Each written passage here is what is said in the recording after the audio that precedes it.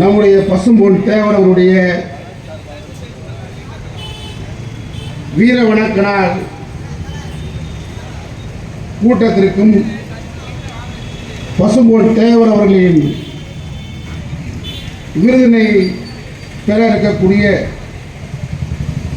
நம்முடைய திராவிட இயக்கத்துடைய முன்னோடி என்னாலும் நான் போற்றுகின்ற மதிப்புக்குரிய அண்ணன் கன்னிச்சாமி அவர்களுக்கு வழங்க இருக்கக்கூடிய இந்த நிகழ்ச்சிக்கு தலைமை பொறுப்பேற்றிருக்கக்கூடிய அகில இந்திய ஃபார்வர்ட் பிளாக் கட்சியுடைய வல்லரசுடைய செயலாளர் செயல் தளபதி நம்முடைய அம்மாசி தேவர் அவர்களே, முன்னிலை பொறுப்பேற்றிருக்கக்கூடிய அகில இந்திய ஃபார்வர்ட் பிளாக் கட்சியுடைய பொதுச் செயலாளர் என்னுடைய அருமை நண்பர் சந்திரசேகரன் அவர்களே, விருதினை பெறக்கூடிய கன்னிச்சாமி அவர்களை பாராட்ட வருகை இருக்கக்கூடிய திராவிட இயக்கத்துடைய தென்மண்டலத்துடைய காப்பாளர் எங்களின் அரசியல் வழிகாட்டி அருமை அண்ணன் பொன்முத்துராமலிங்கம் அவர்களே, நிகழ்ச்சியிலே சிறப்பாக கலந்து கொண்டிருக்கக்கூடிய முன்னாள் சட்டப்பேரவை உறுப்பினர் அருமை சகோதரர் சேது கருணாஸ் அவர்களே, எனக்கு முன்பாக உரை நிகழ்த்திய திராவிட முன்னேற்ற கழகத்தின் ஆற்றல் மிகு தலைமை கழக பேச்சாளர் அலெக்சாண்டர் அவர்களே, அண்ணா திராவிட மக்கள் முன்னேற்ற கழகத்தின் செயல் தளபதிகள் நம்முடைய பேச்சு முத்தவர்களே, நம்முடைய தொழிற்சங்கத்துடைய நிர்வாகி அவர்களே, சசிகுமார் அவர்களே, திரளாக திரண்டிருக்கக்கூடிய பெரியவர்களே, தாய்மார்களே, உங்கள் அனைவருடைய வணக்கத்தை தெரிவித்துக் கொள்கின்றேன். காலதாமதம் ஆகிக் கொண்டிருக்கிறது. இருந்தாலும் நம்முடைய அம்மாசி தேவர் அவர்கள் சிறப்பான ஜெயந்தி விழாவை நம்முடைய தேவர் அவருடைய வீர வணக்கத்தை போற்றுகின்ற வகையில் வருடந்தோறும் சமூகத்திற்கு பாடுபட்டவர்களுக்கு ஊக்குவிக்கின்ற அடிப்படையிலே தேவர் விருதினை வழங்குகின்ற நிகழ்ச்சியை சிறப்பாக நடத்தி கொண்டிருக்கிறார். நான் அதற்காக முதலில் அம்மாசி தேவர் அவர்களை பாராட்ட கடமைப்பட்டிருக்கிறேன். இன்றைய தினம் விருதினை பெற இருக்கக்கூடிய அருமை அண்ணன் கன்னிச்சாமி அவர்கள் 1982ஆம் ஆண்டு நான் அவரை முதலாக சேலம் மத்திய சிறையை சந்திக்கிறேன். காலையில் அதிகாலை 5 மணி என்னைய கைது செஞ்சு முன்னெச்சரிக்கை நடவடிக்கை கைது செஞ்சு இலங்கை தமிழர் பிரச்சனைக்காக பார்த்தா முத்து மாவட்ட செயலாளர் சேலத்தில் அன்னைக்கு கொண்டு போய் இறக்குறாங்க. அன்னை கன்னிச்சாமி முனியாண்டி உள்ள வர்றாங்க. 82 அவர் நான் பள்ளிக்கூடம் படிக்கிற காலத்தில் பஸ்ஸில் பெரியார் பேருந்து நிலையத்தில் பார்ப்பேன். கருப்பு சிவப்பு வேட்டியோட மிதிவண்டி சைக்கிளில் போன காட்சியை பார்த்துருக்கேன். பல்வேறு நிறமாறாத பூக்கள் இந்த நாட்டில் இருக்காங்க. அதில் கருப்பு சிவப்பு வேட்டி எந்த காலத்திலையும் மாற்றாத ஒரே அஞ்சானஞ்சன் மதுரையில் நம்முடைய கன்னிச்சாமி தான் நான் பார்த்த அளவுல தைரியமா எந்த இடத்துலையும் பேசக்கூடிய ஆற்றல் படைத்தவர். தேவர் விருதினை பெறக்கூடிய எல்லா தகுதியும் நம்முடைய கன்னிச்சாமி அவர்களுக்கு உண்டு. இன்னைக்கு பல பேர் திராவிட முன்னேற்ற கழகத்துக்கு இந்த பக்கத்தில் வந்திருக்கலாம். ஆனா இந்த பக்கத்தில் திராவிட முன்னேற்ற கழகத்தின் கோட்டையாக கிழக்கு பகுதியை உருவாக்கி காட்டியது கன்னிச்சாமி அவருடைய குடும்பம் தான்.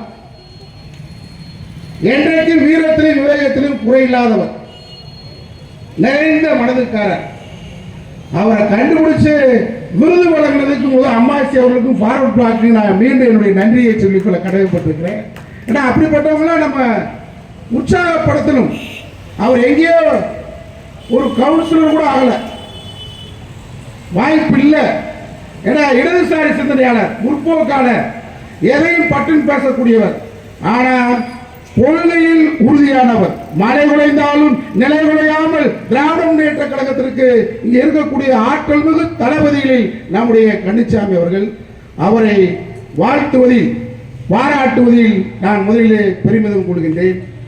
அதை போன்று இங்கே விருதினை வழங்கியிருக்கக்கூடிய நம்முடைய அருமை அண்ணன் பொன்முத்துராமலிங்க அவர்கள், அன்னை கன்னிச்சாமியா இருந்தாலும் நாங்கள்லாம் இன்னைக்கு இருக்கிறோம்னு சொன்னா இந்த திராவிட இயக்கத்துடைய உணர்வுகளை உள்வாங்கி இருக்கிறோம் என்று சொன்னால் அவர் தளபதியாக தலைகர்த்தராக எங்களை எல்லாம் தென்பாண்டி மண்டலத்திலே வழிநடத்தக்கூடிய தளபதி அண்ணன் பொன்முத்துராமலிங்க அவர்கள் உரிய இடத்துல வர முடியல.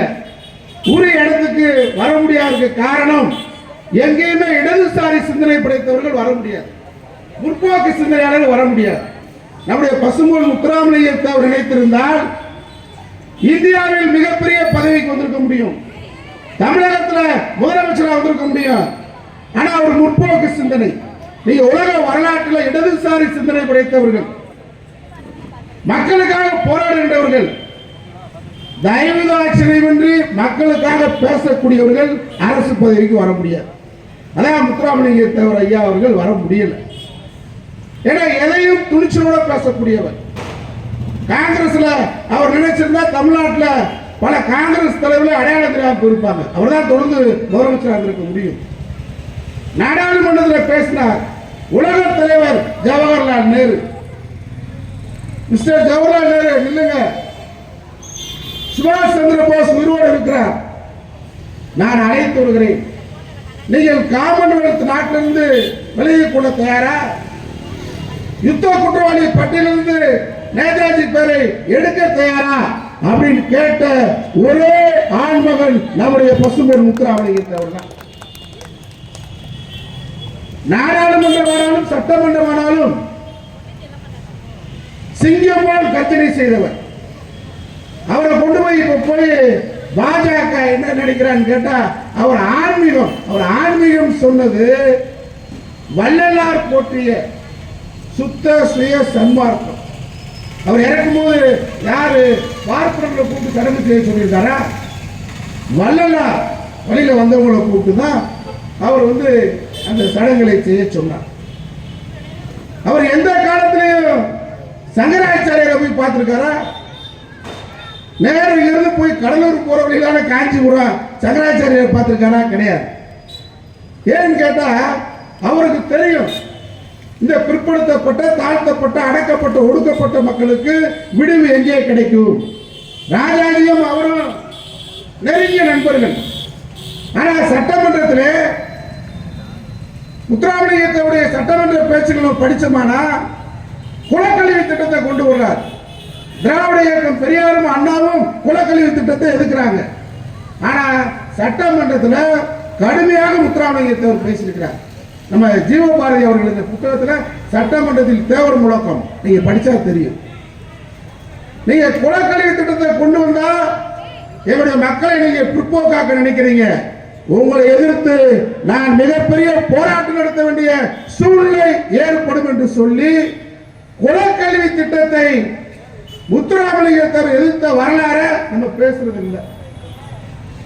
வரலாற்று திருடர்கள் காவி கூட்டம் என்ன நினைக்கிறான், அவரை கொண்டு போய் சேர்க்க பார்க்கிறான். ஆனா முத்துராமலிங்க அவர்கள் வள்ளலார் வழியை பின்பற்றியவர், கடவுள் நம்பிக்கையாளர், ஆனால் இடதுசாரி. உங்களுக்கு ஃபார்வர்ட் பிளாக் கொடியை நீங்க முதல் பார்த்தீங்கன்னு சொன்னா புலிக்கொடி சைடில் அருவா சுத்தியல் இருக்கும். அதான் ஆரம்பத்தில் அருவா சுத்தியல் கொடி தான் புலிக்கொடி, அருவா சுத்தியல். நீங்க மதுரை பசுமலை மீனாட்சி ஆலை போராட்டம், அந்த போராட்டத்திற்கு நம்முடைய முத்துராமலிங்க அவர்கள் தொழிற்சங்கத்தினுடைய ஆலோசகர் பி ராமமூர்த்தி, கம்யூனிஸ்ட் கட்சியுடைய தலைவர் தொழிலாளருக்காக போராட்டம் பண்ணார். நம்முடைய தலைவர் கலைஞர் ஒரு காலத்தில் அண்ணன் முத்தண்ணனுடைய மேயரா இருக்கிற காலத்தான் இதுக்கு தேவர் பாலம்னு வச்சோம். அதுக்கு தலைவர் கலைஞர் அந்த தேவர் பாலத்தை திறந்து வச்சு என்ன சொன்னார்னு கேட்டா, இங்கே பல ஆண்டுகளுக்கு முன்பாக மீனாட்சி ஆலை தொழிலாளர்களுக்காக போராடி இதே இடத்தில் தான் தேவர் கைது செய்யப்பட்டார், அவர் நினைவாக தேவர் பாலம் என்று வைக்கிறேன் என்று கலைஞர் சொன்னார். முத்தன் ஏற்பாடு பண்ண நிகழ்ச்சி. அதனால் தொழிலாளர் வர்க்கத்திற்காக, பாட்டாளி வர்க்கத்திற்காக போராடியவர் தேவர். தொழிற்சங்க தலைவராக இருந்து போராடி இருக்கிறார். ஒரு இடதுசாரி சிந்தனையாளர். நீங்க தேவர் மறைந்தார் என்ற செய்தி அறிந்தவுடன் பேரறிஞர் அண்ணா அவர்கள் வருகிறார். அன்னைக்கு எம்ஜிஆர் அவர் வருகிறார், SSR அவர் வருகிறார், அன்னைக்கு தென்னரசு அவர்கள் போகிறார். இது எப்படி இன்னைக்கு காவி கூட்டம் திசை திருப்பான்னு கேட்டா, தென்னரசு வீட்டில் ஒரு கல்யாணம் நடந்துச்சு, அதுக்கு அண்ணா வந்திருந்தாரு போறான்னு வரலாற்று குருட வருவாங்க. ஆனா அண்ணா அவர்கள் தேவர் இறந்தார் என்ற செய்தி அறிந்தவுடன் முதலடியாக வந்த தலைவர் தமிழகத்திலேயே பேருகிற அண்ணா தான். திராவிட இயக்கத்திற்கு ஃபார்வர்ட் பிளாக் இதற்கு பெரிய கருத்து மோதல் கிடையாது.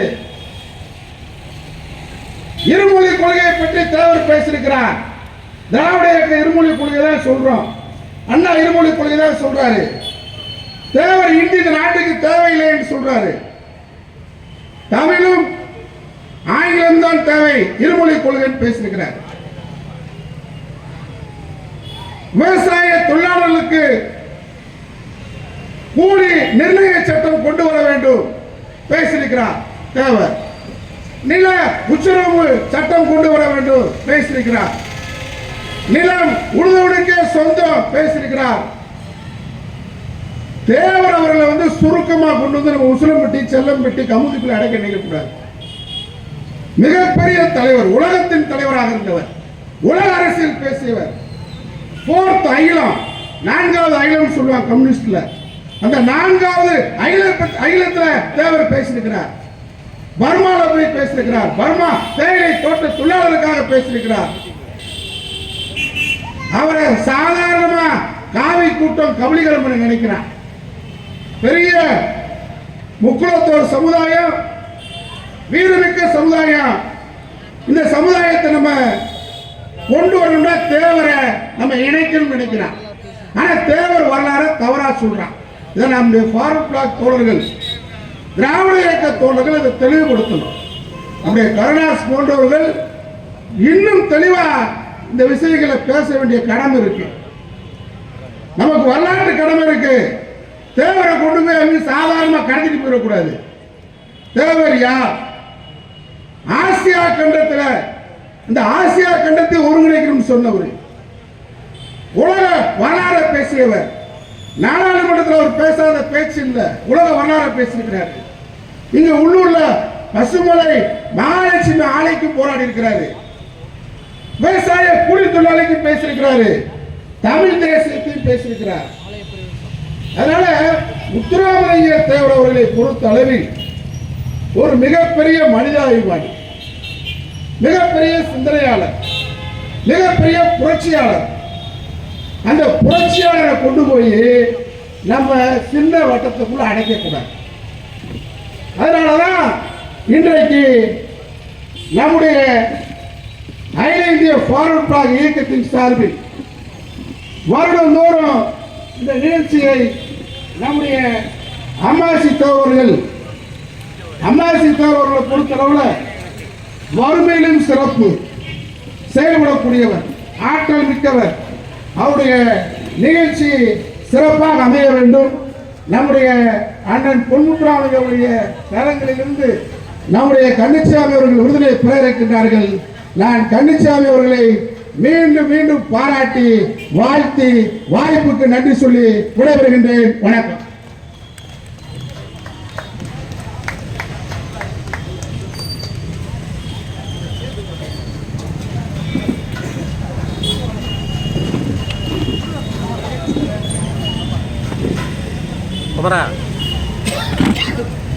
கொடுக்கணும் சாலை கொடுக்குற நீ. இது அவருக்கு, இது தெய்வீக திருமணம் பசுமன் முத்துராமலிங்க தேவருடைய 114வது ஜெயந்தி விழாவை